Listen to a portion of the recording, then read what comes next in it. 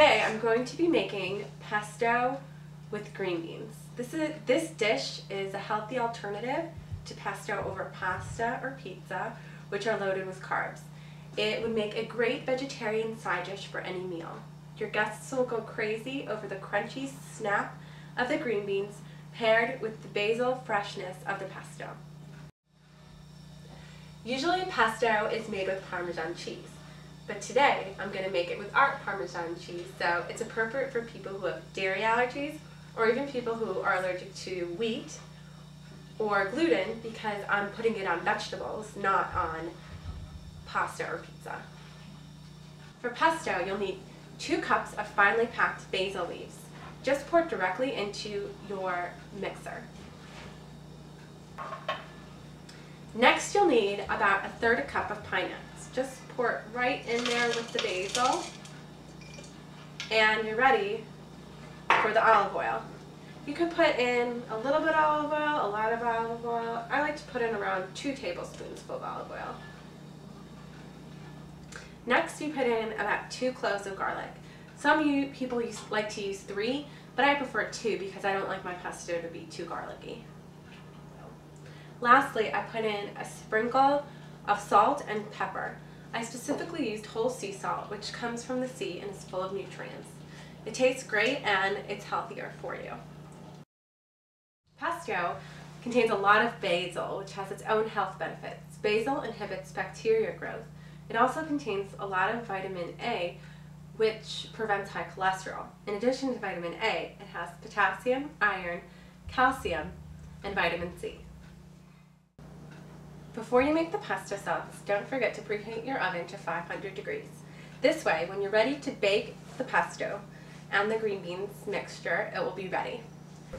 When you're done with the pesto, it should look like this.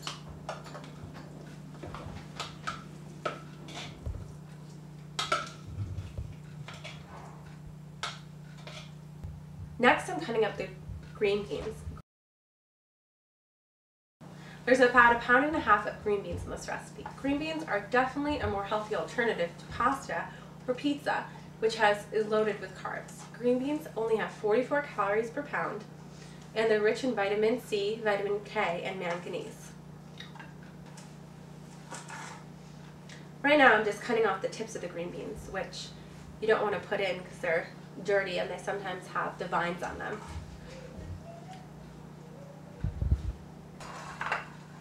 But when you're done, you have your pesto and you have your cut up green beans in a Pyrex tin ready to roast. Take the pesto out and cover it on the green beans and mix it with a spoon. This part you should use your discretion, since the amount of pesto is a little bit too much for the green beans. Put on as much or as little pesto as you want. You don't have to use the whole mixture. Pesto freezes really well, so whatever you don't use, you could freeze and use for later.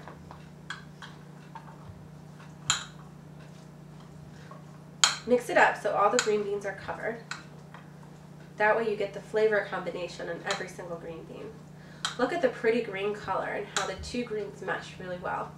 This leftover pesto I'm going to stick in the freezer and use for later. This I'm going to stick in the oven.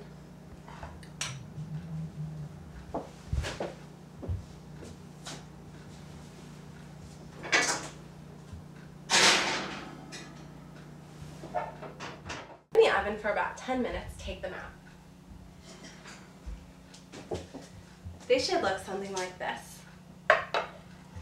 They make a great side dish for any meal or even a main dish if you're a vegetarian.